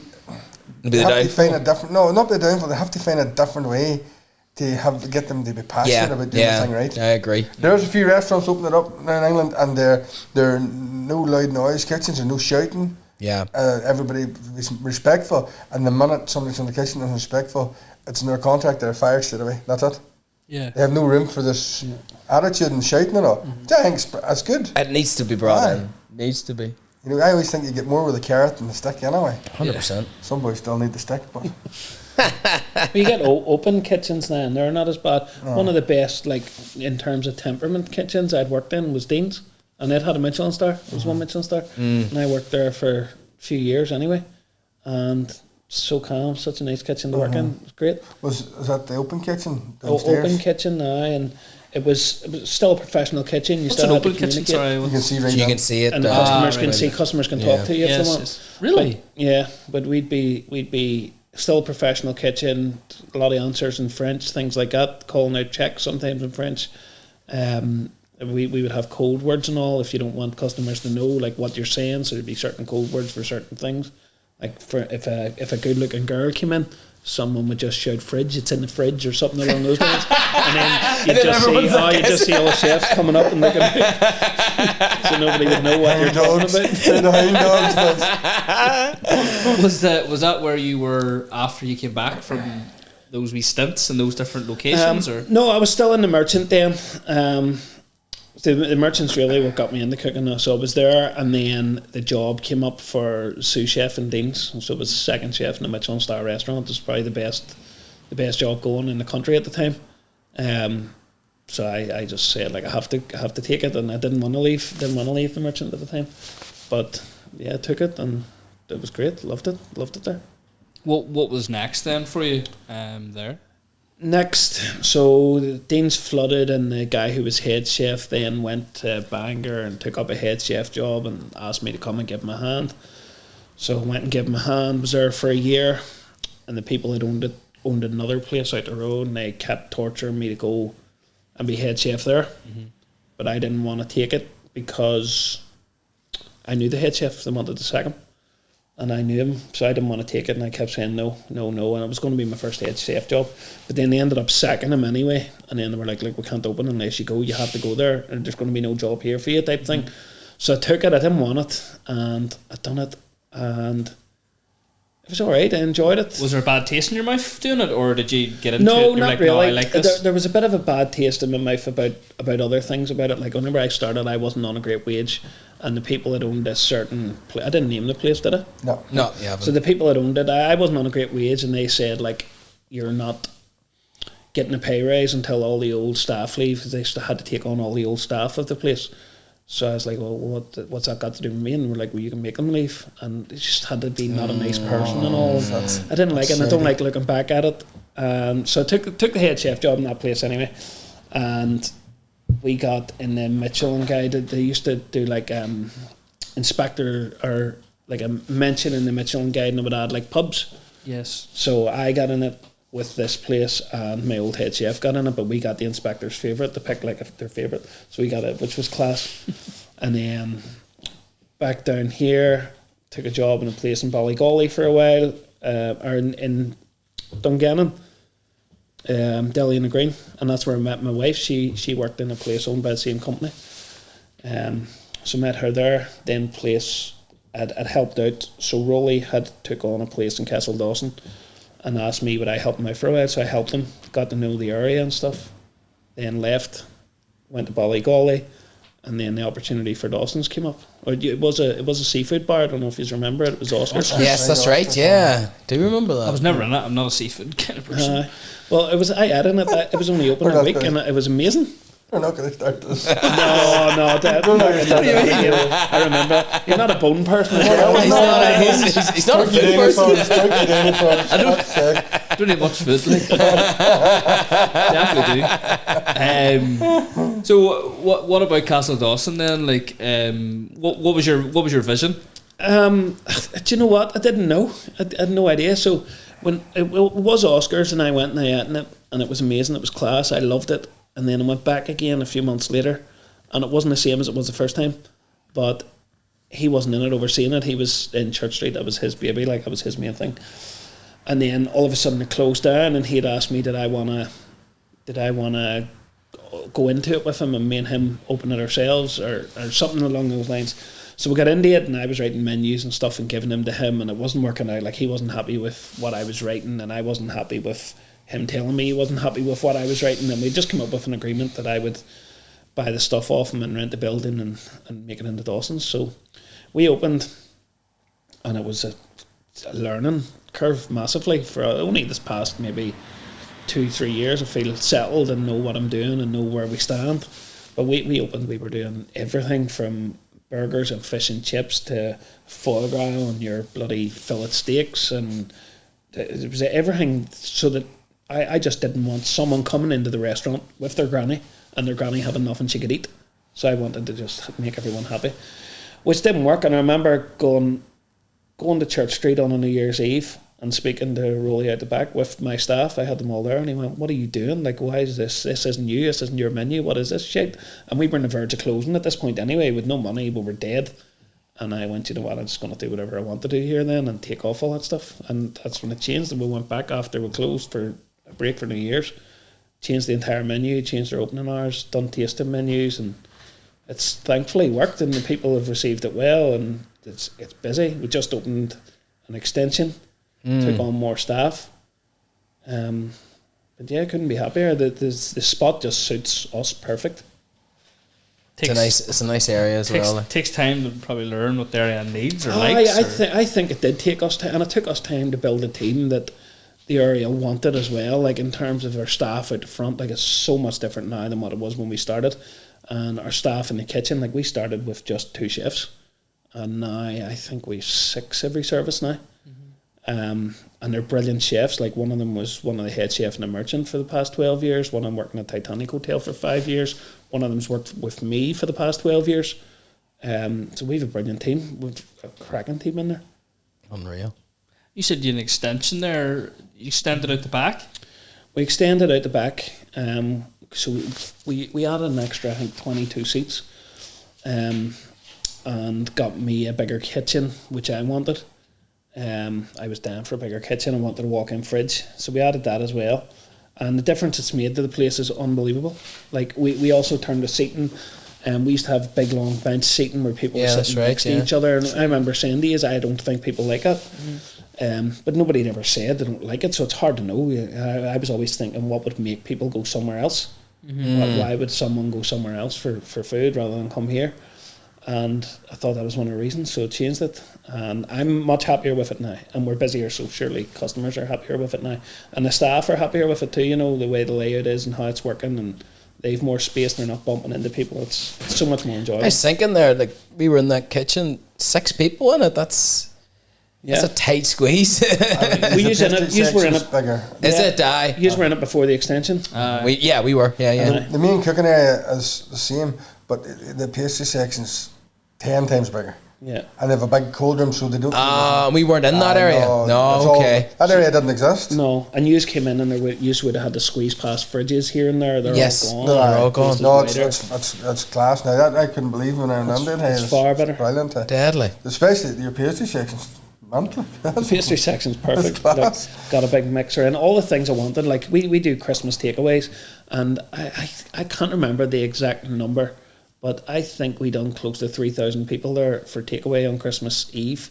Yeah, my auntie got it. She loved it. Did she like it? She loved it. You'd say that anyway. But yeah, we needed things like big mixers and all to be able to cope with it, and I never had them, and it was hard. It was very labour intensive. It always is every year. Like, I don't sleep for about 4 days getting ready for it. But yeah, we needed that sort of stuff. 3,000. Maybe more. Fucking hell. It's mental. That's unreal. Like we use Robert Diddy's ovens. He has ovens, and there's ovens the size of this room, and we're just putting turkeys in just non-stop. You just run across the street and I actually have forklifts and all that now. It's got that busy for bringing over all the turkeys. I remember one year, it was about 2 years ago, when we started getting busier for them, and I said to the chefs in the kitchen, I was like, I'll be back in about 10 minutes and just going to go over and turn the hams. You know, the hams cook on one side, you have to turn them over. I was like, I'm going to go over and turn the hams and just drain the juice off the turkeys. Says, be back in a minute. It took like nearly 5 hours just to turn the hams, and it's something you wouldn't even equate as being a job. Like if you have ham in the oven, you go, I'm going to turn this ham, or glaze the ham. I think that's what I was doing. You're going to glaze this ham. You wouldn't even equate it to being a minute. It took hours and hours. It was insane. So, whenever I didn't see the turkey dinners, but are they just getting breasts, or are they getting everything? The whole thing. So we were doing whole turkeys the first few years, but it just got so busy that I couldn't do them, because a whole turkey takes up so much room in an oven. You wouldn't fit a whole turkey in that fire. I know, yeah. So now I have to do whole turkey breasts with the legs removed and the bone removed. And that takes up less room in the oven, so I can fit enough turkey for 3,000 people in the ovens at the same time. Because I also need to cook all the hams. But yeah, they basically get a big roast turkey that they can carve at home, because everyone's going, oh, I love the smell of the Christmas dinner cooking, I love the smell of the turkey. You still get all that. So they get the big turkey, depending on the size. So if it's for 7 people, they get a big roasted turkey breast, which has been roasted, seasoned, probed. They get a honey and mustard glazed ham, a tub of mash. We make, season, put in the containers, gravy, veg, stuffing, roasties, all cooked in duck fat, all seasoned, and spices on them. You'd get a soup for your starter, and you'd get a dessert, which last year we done profiteroles stuffed with vanilla custard, or we did a pavlova, and all just comes in a big crate. But we actually had to get like pickup times. It was that busy. Like, imagine all these cars coming to the street, and there's nowhere for them to park, and because the crates are so heavy, because there's so much food in it, my staff are having to put them in people's boots.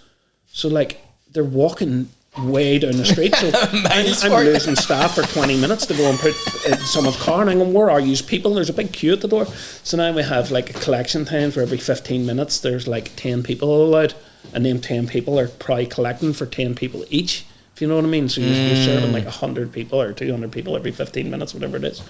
But it's such a brilliant thing to be doing, but we couldn't do it. No one else could do it. The only reason we can do it is because Robert Diddy helps us, and that's his usually oven. I'd love to see someone else try and do it because it would be chaos. It's already chaos for us. Fuck, that's mental. That does sound mental. That's insane.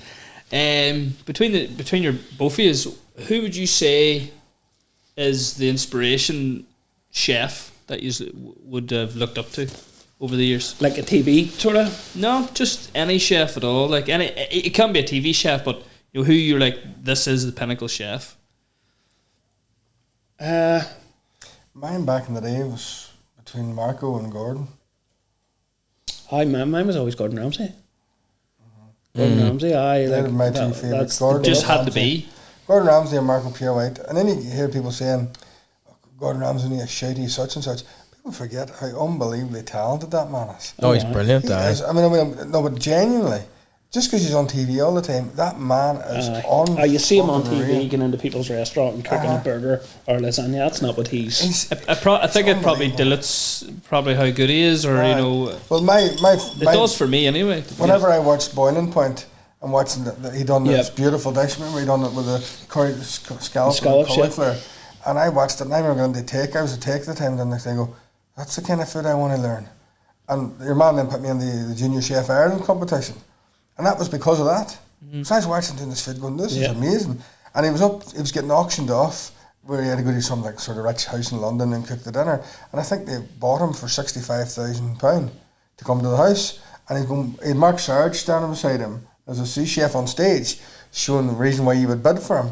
And he had 6 scallops in a frying pan, and he moved the scallops up to the middle of the pan, just flicked them, and then he went out, and the 6 fucking scallops just went. And I just looked at it going, that motherfucker's unbelievable. Look, what the, and he didn't even take a fizz at him. Like, I was just, that's not, you just don't do that. Yeah. The guy is incredibly talented. He's a great businessman. He's very clever that way. But chefing wise, he's unreal. Class, yeah. It was Marco that trained Gordon, isn't it? Yeah. The daddy of them all, when you take out the Ree Brothers' old fashioned way of doing things and all them boys, was Marco. Marco, yeah. He changed how plates were plated up. He changed that whole thing. Everybody in London in the early 90s and late 80s, early 90s wanted to dress their plates like Marco. Yeah. And then it got boys like Ramsay, then they went and done their own thing. They started bringing a more elegant way of plating up. And then the whole thing changed again. And it was because of boys like Marco, Heston, experimenting more. And Tom Aikens, all them guys started coming in, and then it was just, the food in London then just exploded. Marco was a cool looking dude too. He was a cool bastard. He Still just is a looked, big cool bastard. he is a He cool sits there and bastard. does them talks now. Big fancy looking motherfucker sitting there. He is dead. He made chefing cool. Like. Big Anthony that I worked with in the retail work for, he was Marco's second chef in Harvey's in the 3-star. And he said like he was a fucking demon. He plated everything up. Everything was just handed him to pass. He plated everything. Nobody was allowed to plate anything. I know. And then Control freak. it was crazy. Her stories about him, like there was like boys throwing stones out the back of the restaurant trying to break the windows, and he sent them boys all out. And Big Anthony and Gordon Ramsay was there, and your man, fucking I can't remember his name. He owns a bar, and I went sent out and scrapped these thugs and knocked the head off them. And they all come back in, and they're all, what was that? And he was telling me they all come back and work in the kitchen. Next thing Ramsay started going, roaring on it. He goes, the boy's tooth stuck in his knuckles. It's just mad. And then he pulled the tooth out with a pair of fish tweezers and went on ahead with their work. Some crazy fucking stuff they get up to. Mental. But different world. They couldn't do that. They couldn't do any of this stuff now. Nuts. Well, what's your word like now, Joe? You've a dine-in service. I had dining service. Yep. Tell us a bit about that. I'm working during the day for a company, Marshall Hayes. My opinion is not because I've thought this before I ever worked for. It's the best veg shop in the whole of Northern Ireland. It is a bit special. And then whenever I finish up there, and then Saturday nights I do private dining. I go to people's houses. It's good crack. That sounds class. It's good fun, it is. It's one of these things you can go in And it's people are well chilled out and they're sitting in their own living room and you're walking in with your own wee induction hobs and all. And they're like, oh, we have a cooker. I said, just bring these in case your cooker's shit. And they're like, fair enough. Now, 9 times out of 10 their cookers are pretty good. Yeah. But sometimes you go into the house and it's one of them, them wire circle ones. Yeah. Aye. 3 weeks later and you're still trying to colour the steak. But 9 times out of 10 the houses are all pretty good. But we're quiet at the minute because we've just advertised and people need like 3 or 4 weeks to organise it. But from the start of May right through the start of July, we're fully booked. I see that. That's Saturday night, so it's a bit of crack. Table, the most we do is sort of 10 people. That can be high enough. That it sounds like a big class crack. That's wild laugh. And we're going to a guy I'd be friendly with. He done a bit of work for me around the house. He always came to the offer for steak by Kilhamaki, and he's only a table of 4 out in Craic. I usually wouldn't be bored with, because it's for him. It'll be a wild night's crack. I don't even care about the money off it. It's just going to be a really good night's fun, cooking and stuff. So we're really looking forward to it. I enjoy the entertainment more of it, cooking and having the crack. And I loved it when they came into my house for it. Yeah, it was handy, and I got to use my own kitchen, and I wasn't just, it was all my own equipment I knew I was using.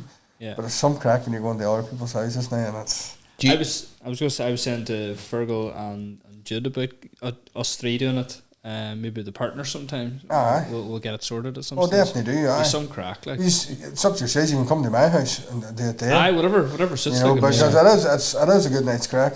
Then Anna Marie's helping me serve it out now. Brilliant. So it'll be a good laugh. It's the reason why I built the extension onto the house. I thought we could do this, and I didn't think it would work. And it ended up, when I left Kelly's, it kept me going for 8 months. Yeah. Because it was that busy Friday and Saturday nights. So good enough. What about the menu? How often do you switch it up, or is it? It's new every time. Is it? I just say, what do you like to eat? Oh, and then everybody's different. I generally, what do you want to eat? That's class. And then they go, oh no, you pick it. And I go, okay, I'll send you through 10 starters, 10 mains, and 5 desserts. And I says, you all have to agree on a starter each, a main each, and a dessert. It can't be 3 want this, 2 want that, because it ends up a whole handling. So then they usually come back, and then other people have already got set in their head, this is exactly what we want. Yeah. And them's the usual steak people. So you get 10 the same starter, 10 the same main. Right, so it's not so bad. If they can have a choice of 2, but you can't see any more than that, home cooking. Yeah. It's John wants fish. Whenever we come, John. Joe cooks it, I'll take it. You have, right? You've had it. Very tasty. Sea bream in the menu, that's alright. But hey, it's like everything, and you know this yourself. People tell you don't like stuff, but it's because they've never had it cooked properly. Yeah. Some things cooked properly are lovely. Most things. Aye, it's just. Fuck, I love food. we James Gribben used to work with me, and Kelly's, God love him and God rest him. He said to me, I fucking hate salmon. She says, I hate salmon. And I says, nobody hates salmon, you just never ate it properly. So we used to get 2 big sides of sandwich for fish cakes, and I just did lemon zest and lemon juice and a bit of seasoning, and I just cooked it, as you say, to that nice temperature. And then I just gave him a slice of salmon. I'm not eating it, you fucking eat it. I says, that's your shit. And he ate it, he goes, do you know, sir, I do like salmon. That's because you haven't fucking ate it properly. She's like, well dry. No, it shouldn't be well dry, you know what I mean? But no, the dinner party thing's going well. It's good fun. And then I do, like, rather than giving you a lot of Holy Communions and confirmations, so I get people ringing up, you couldn't do this, like, 2 pots of this and a lot of parties and rice. And I know bar, that's grand. Yeah. So on confirmation day, I could be going around 6 houses with crock pots full of stuff that they put in the oven. But that's a bit of crack too, you know what I mean? Yeah, especially with the public, like Instagram, you used to do all the. I still enjoy it. You need to do something with that. It's wrecking my head. What? So I see you doing these videos, and I'm like, well, I don't know. I'm just like, you need to tag someone in them. You need I know. Do you know what I mean? I have videos where I do fuck all after I'm watching them and I'm like, this is lethal. I'm like, I'd be watching Joe on Instagram and I'd be literally watching everything he's doing and watching this, and then it goes to the very end and I do a wee heart when he finishes the meal. And I love watching it. But I'm like, I don't know what it is you need to do with it, but you need to do something with it. To catch more people. Not even that, just it's just not. It's really entertaining. But it's not clean enough. I know what you're saying. I don't know. It's not even. I love it the way it is. I do enjoy it, but I feel like, I don't know, it just more people should see it. Would you see what I call it? There's nights I do something wild sample, like a nice crispy chicken or something, and I would get 2,500 people watch this video and all. And I think, oh, great, simple enough, crisp chicken. And then the night I done the homemade gyozas, made my own dough and fucking dumpling mix and all this. Fucking fold it all in and doing this, and then you pan fry them and you add in the stock, and steam them and all, and 400 people watched it, and I was like, this is like my first time trying these bastards, and they turned out they were lethal and a lovely dip. What do you do? Just run about your phone? Aye, pretty much. I have a wee stand like this, and I dingle that over the side of the pan. Explain to people what you're doing. Yeah, exactly. People try and explain make the it recipes, home. and then I'll have see if I'm like having a spice mix, I'll have all the spices out on the plate with a wee writing beside, 2 teaspoons of and this. people make us. Then they tag me and send pictures. Thanks for the recipe and all. During lockdown, I done cooking alongs with Joe, and I had like at one time I had maybe 300 people cooking live along with me. That's class. That's brilliant. No, it was brilliant. That was good laugh. Them. We did it. We piggybacked. That's right. I remember you saying for staff training. That's class. I won it as well. He I remember you chose. said something about the lockdown thing, but I don't know. So right now, like every night, you're making a video. No, it's usually a Friday night I do it. Aye, it's brilliant. It's so good. That's the time I'm finished up at work. I go to with some really lovely butchers, and Lamabodies are actually a pretty good place for Appleys. They do. You go in there and they have a full section of fridges, beautiful dry aged steaks. Yeah. Steaks are deadly on it. So I go in there and if I don't fancy it, them boys will always see if they don't have any mince pork, like I was doing them gyozas. I see any mince pork, 2 minutes. They run out and mince me fresh pork. So things like that, like they never like down in. My veg shop has everything. That's the great thing. There's fresh tarragon, dill, fresh oregano. They have all the best chorizo. They do all the different stuff too, for delicatessen and stuff. And so like you're going home with inspiration in the bag, and then you go, no, we make it now. But things like the gyoza, I planned that because I didn't want to you just don't come up and decide you're going to start making dumpling pastry and all on a Friday evening. But it's good fun, and I you know what, I enjoy it. And if I can help somebody learn to cook something, to me that's the business. Yeah. I'd love to teach people for a living. That's one of the things I enjoy doing. I'm actually doing a class on Monday for a group of ladies in Dungiven. I think there's 12 of them. So brilliant. For 2 years, teach them how to do like a nice starter and a nice main course for dinner parties. You'd be good at it. It's a good laugh. And then there's something coming up now shortly for a Down syndrome charity, teaching them life skills. Class. For when they leave school, that they can go on and learn how to serve and learn how to make basics in the kitchen. So I'm starting that now, hopefully in a month's time. Lethal. But that's good fun, and so that's good. You know yourself, you've done stuff like that as well. I know. We recently had a project with. You're doing it too, John. I'm doing it in the next few months. Doing it.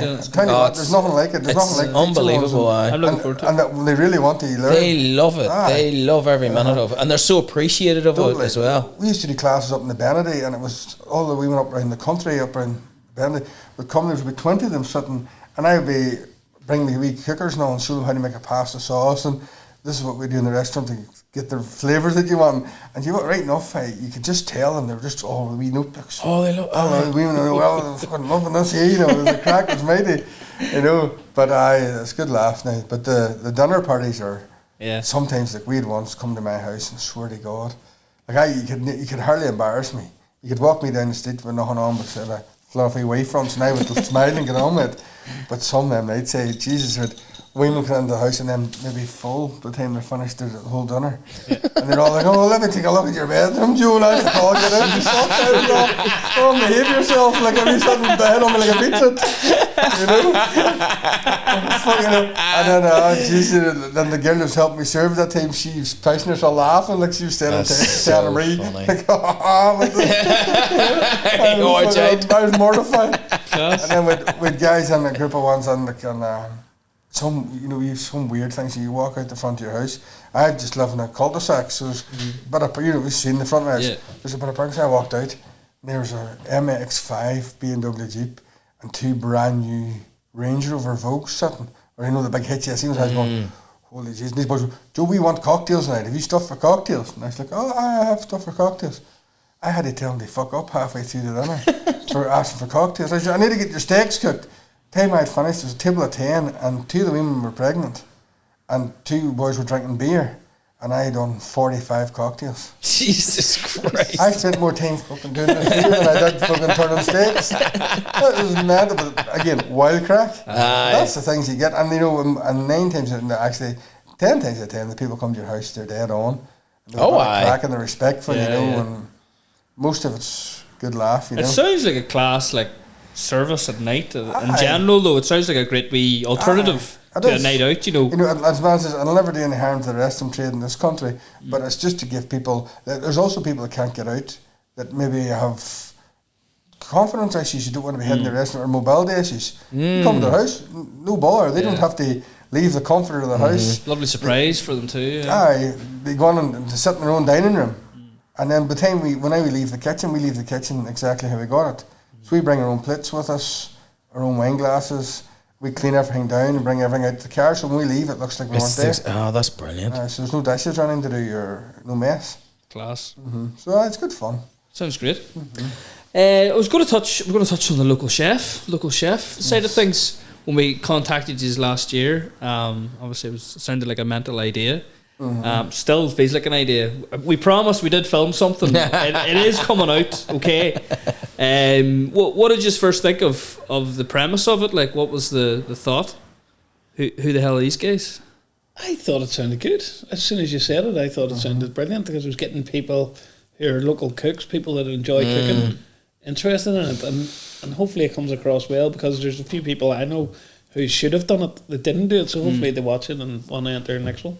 I was talking to the lads previously about it. I think we had 15 people apply. Yeah. And 5, 6, 7 dropped out. Quite close to the time. That's the old shitnicker syndrome. That's what it is, yeah. I'm Bobby Big Ball. I don't think I want to do that. And it was really sad, because like I made sure that, like, look, this is being filmed. There is cameras.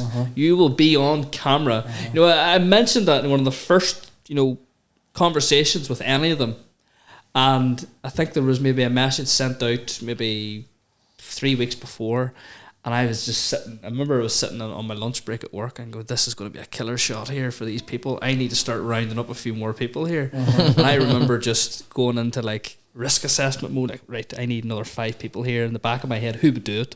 And then reached out to a pile of people, and then we were so lucky. Like, we were genuinely the luckiest bunch with applicants, because I think it was we had we were supposed to have 9. We ended up having 8. And was it the purse? We could have only had 1 on the first day, apart from the night before. And you sorted that with one of your contacts. That's right. That's right. Yeah, we would have had 1 person cooking against themselves. They would have been talking to themselves. Hang on, was there not 3 of them in the end? No, was there only 2? Two. First First day. And then that was good though. Then your chap with the long hair, he couldn't get his flight, and he done the next day. That's Kane, right. that's right. Kane. He did it, and then someone dropped out that day, and then it ended up that Kane was able to pop in the other day. Like. Well, hopefully with people seeing it now and they see what it's about and they see how much fun it was. That's it. It was a wild crack. Did you enjoy it? I loved it. It was well laugh. See, I know it's taken ages for us to get at it with all how busy we are and things happening, but when it comes out, like, I genuinely am just like, my mind's a wee bit blown by it. You know, what was created with all you guys, like, just like in terms of what we did. Do you know, like, it was a wee bit mental. Like, a lot of the grateful to Jude as well, like definitely. With the equipment setup he had. And that's probably one of the main. Me and Jude were talking about the problem before the podcast there about the editing. Is we had about 8 cameras for 8 people with only one person behind most of them, and then me and Fergal were on the other side of it. So like the management of it, we captured it all with fucking too much. Yeah, and now it's like, how do we do that? But we have a plan in place anyway for it, and we're really looking forward to getting it out. We are going to play a clip at the end of this episode. So at the end of this episode, you will see a teaser of this. It'll actually be out before this podcast goes out, but the show will. No. The teaser will. The teaser will, Stephen. That's right. I'm trying to explain how much footage we have here. 4 days worth of footage. But So hang on, when is the show coming out? That's the question. Jesus Christ, Stephen. No, we need an answer need an here. answer. How long's it? I forget what When's it happened. coming out Who today? won? You fucking won. Who actually won it? In the future, it's coming out soon. In the future, we'll get a date. We'll get a date before this episode. Give us goes a out. year. This year. This year. Jude, this year. Thank God. Thank God. I've never heard Jude so quiet. Jude was deep in work there. Jude's over there doing it. This is all fucking written words here. He's in the middle of a degree at the moment. But That's so funny. what did you think of the quality of the people? Very good and very surprised. I learned a few things. Like I tried a few things I've never tried. I was very excited about the barbecue guy. Remember Aye, him? fair play to him. He was Very excited about him. motoring. He was like an octopus. Jesus, he had so many things going on. The critter, I felt sorry for him. I really did. He made himself a lot of work. I was very excited to try his stuff. And then the girl that did remember the girl that did something and she called it something and it was like Texas toast. Texas toast. Oh my God, That's what it was. Yes. Texas Me and toast. you were both saying, Aye, what the fuck's it was Texas toast? Texas toast. Well, see It was Pat's Palm, he googled it. Garlic butter, garlic bread. Was it? garlic bread. Aye, pretty It turned much. out nice. So. Aye, but She was good. to call it that. That's everywhere. I've seen that. Texas toast. Texas toast. Oh, is that what they're calling it? That's like that boba tea shite. That's just no. Just call it garlic bread. Garlic bread. Man, it is. Yes. She oh no, I can't give. Sorry, I was going to say something there. Give stuff away. Right, who won or something? Was there any other standout moments? There's so many. When the building nearly got burned down. That's a good one. Surprised they haven't got back to me about that yet. Like I sent them a clip, and I don't know if they're happy with the with the fire alarm scene of Fergal up on the I wave him. trying to wave it down. I loved how Yoons 3 all bailed and I went down with the ship. I was the only one that stayed in. I went to figure out how to turn the fucking alarm off. I know. Me and Steve went and sat outside. That's noisy. That's why I lied. I remember the fella that did a dish and he'd nothing to do. He just sat there. Oh, The bread was, I made him a cup of tea. That's Just right. You made him a That's cup of tea. right. or your woman eating the bowl of fruit. That's right. Oh, yeah. You're looking at go. Nothing to do. And the other girl, she was fucking motoring around. That's so funny. She was doing so much. Oh, fuck's sake. Yeah, That was very there's good. there's going to be some good. Hey, do you remember when John arranged your boy's dish as well? Do you remember That didn't happen. What happened? See if that's not in the edit. Edit that that? out. Put in the mushroom sauce. Me and Jude's editing that out. It's okay. That's so We're not funny. ending that out. That's No way. so funny. And then how angry Joe was at you. Oh, so angry. I was so cross. So angry. You need to learn to shut your fucking face. we watched things burning, but we wouldn't Yeah, tell he them. wasn't saying anything. It was literally just It's a an, competition. it was literally it was just an off the cuff sort of like But they asked he the was guy doing, who eats turkey dinosaurs what to do with fucking He mushrooms. said, guys, you should probably watch some mushrooms. no, shouldn't like he didn't even ask me for advice. I just goes, you should probably watch them. And then the first sauce bubbling in its own juices. Just like, I think the mushrooms were so fucking watery. so But that was class. I So you look was- back at it now, I do laugh at them points. But I think how crazy it was. Like just it actually felt surreal. It felt like we were acting, but we weren't acting. No. You know, that sort of way. Yeah. that was class. Yeah. Oh, so good. But his Well, I was telling interview. you, one of the contestants came into the restaurant when I had it, and whatever it was, there was people attending them, and they'd ordered or something, and one of the boys goes, "Well, your dinner was good there, Joe. Do you think it was as good as I can't remember her name now?" And I says, I use salt in mine. Your woman that kept under seasoning everything. Oh yes, yes, yes. Oh, you bastards! You were a bit brutal, Joe, sometimes. You were. Aye, but fuck it, you don't know. He was really offended about spaghetti bolognese. Like that's. Oh, that really was so is. funny. I should. Expect No, no, that your face wasn't- when you that tasted wasn't- it. it You know, like, wasn't- here, I don't know what it Can I was. taste that a wee minute? And you went, then you looked at me and went, like this. I was like you're. We've a great screenshot of that. We've watched that. We were in here one night looking at it, and we were in hysterics. It's just how you looked over me while I was here. That's so good. We were in slow mo. I'd love to see it, just that, because I don't remember doing it. I don't remember. Oh, That was hilarious. You just took a bit of it. Close ups of your face, like. Aye. fuck it, You were that's just hilarious. like, I wasn't well after that. I was sitting fucking just giggling. Speak a word. You never meant. You never. Yeah. Didn't have to speak. His face just was like. I remember just being shocked because she said it's not a traditional spaghetti bolognese, and I was going, right, what's going to add to it? I didn't expect her to add fucking paprika and chili powder and whatever else she added to it. Oh, Chaos. Do you know what? She took it in good humour. To be fair to She her. did, and do you know what? it's She lovely can girl. eat that. I can imagine it being a lovely dish if you're expecting it, but I was not expecting it. Oh, fuck's sake. But you know what? All in all, it was class. Yeah. See, everyone did very well with the dishes, like the fish and chips and the, what round was that called? That's right. Chicken we done and the mustard things. sauce. The first round, you know, They were whenever class. we told them to They prepare all of done it. really well at that. That was. Yeah. The only ones that kind of They were messed up class. was the chicken, It was the sauce. the sauce. sauce. But the rest, the fish and chips, every fish and chip I think Every fish and chip was good. really But good. I'd say all of them learned something doing that. Like I know with one of the girls, Leanne, who I know, like she was saying, like she had them eating fish and chips for weeks in the house. yeah, I know people that are now doing the chips the Yeah. way and the fish the same way as, Yeah, as class, they were good, doing good, it. That's good very style. cool. It was good fun. What was the other dish? There was the Chicken and the mushroom sauce. No, we only done 2 dishes. Oh, did we? Team pick at hand there. We changed their mind last minute. The mushroom sauce. He's like, No, I think he's taking the mushroom risotto. Oh yeah, that's right. Someone fucked up. That was my fault. Wasn't it? It was your fault. was that the night? Oh, you pair of ball bags. No, it was his That was fault. my We're fault. going to explain this. So we landed at the Dawson's. Yeah.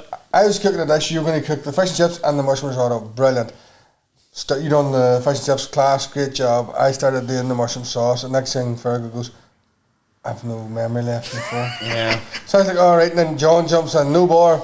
2 seconds later, he'd no memory left. I thought, fuck me. Do you know what? See, after that day, I went, what the fuck am I getting into here? This is going to be mental. We're going here to film with fuck all to film on. I think I had to give them my phone at the stage. Like, Yeah, that's what happened. You fuck's did. sake. That risotto was deadly too. Yeah, I thought it was good. So the risotto was meant to be, just so people know, the risotto was meant to be like the third day skills test.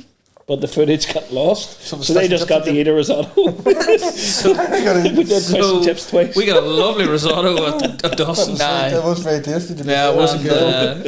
Instead of I three. think the risotto would have been difficult for them. It would have been very hard. I think like it definitely a step up from the other two. Do you not think difficult wise? The Stir more and can go add wrong. taste. Like it was so much work in the seasoning of the risotto and cooking the rice. Yeah. Because remember the girl that I'm trying to cover my You're ass. trying to cover your ass. But you remember the girl that did the rice pudding?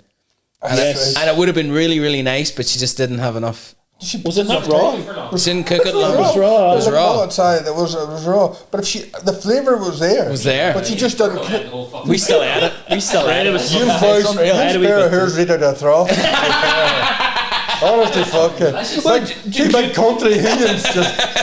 Anytime there's something left over, Jude would just sort of. I was fucking. I was only eating that. Dude, I don't think you can eat it. Go on.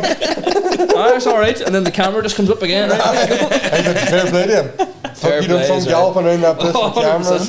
cameras. 100%. There was some lovely food. I remember the girl that done she did like a wee dip tray on the side of something. I remember kept dipping it in, going that was amazing. Wasn't but I that can't one we remember made what our it was. own wraps? Or Yes, she Was that that was the mince that was on the wrap? Yes, Jeez, that was amazing. proper. And it was like 3 tiers.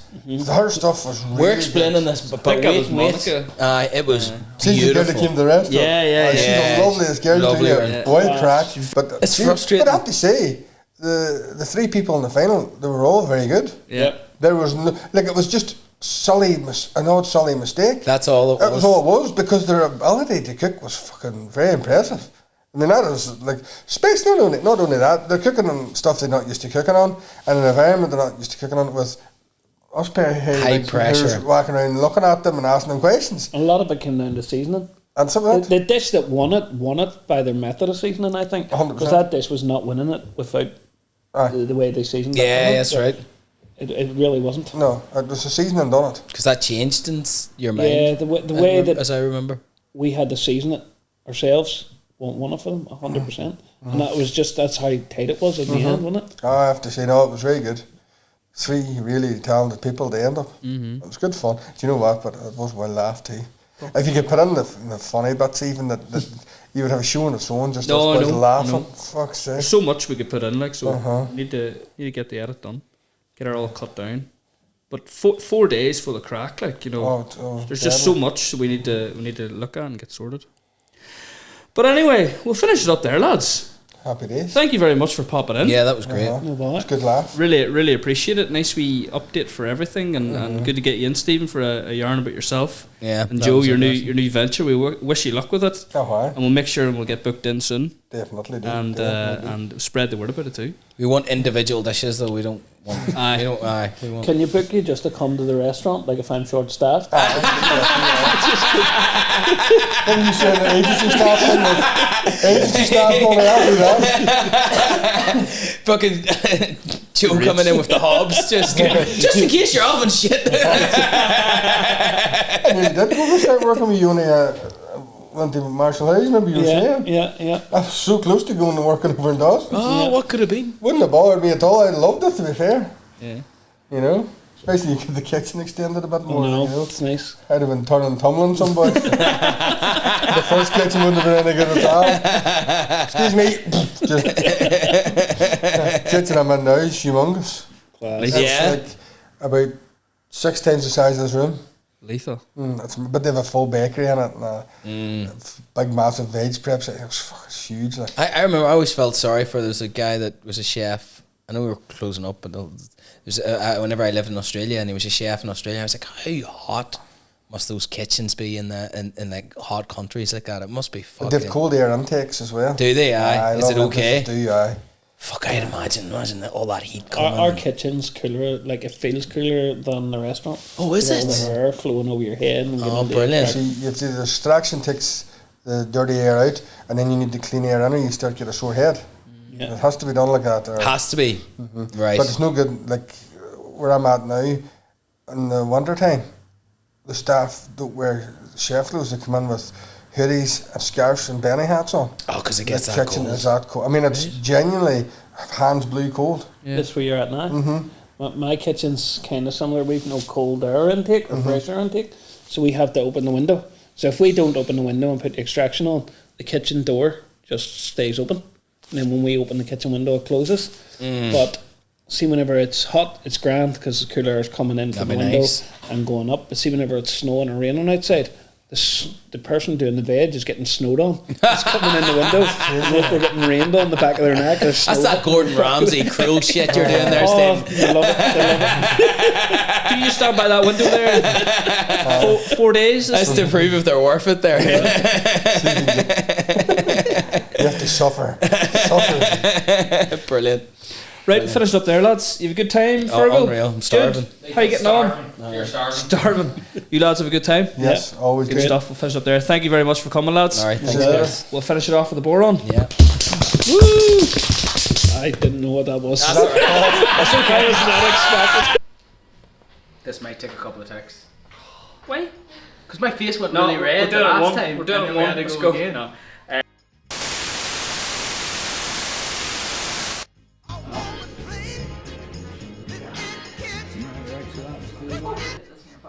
I actually put a wee lock on it, so.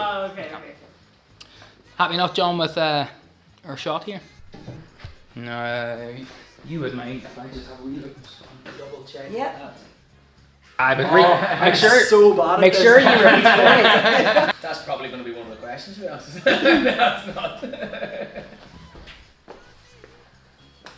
My day was alright. It was fun. I enjoyed it. When you're at home, you don't tend to time yourself cooking, so it's not something I'm used to. Whenever you first said go, I was like, oh no, I actually have to do this now. Fantastic. You touching me for? You had a bit of fluff on your. Get off your here. Don't touch me.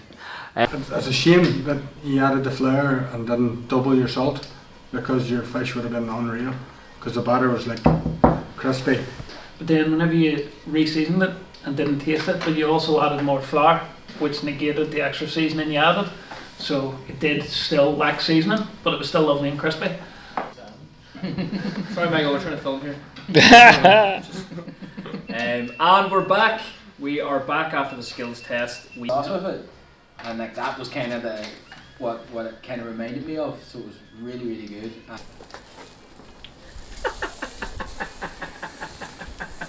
Good job, man. Good job. Thank you. Yeah, we're doing it, Joe. We're doing it, Joe. John, see you tomorrow. See you tomorrow. Really nice to meet you both. Joe.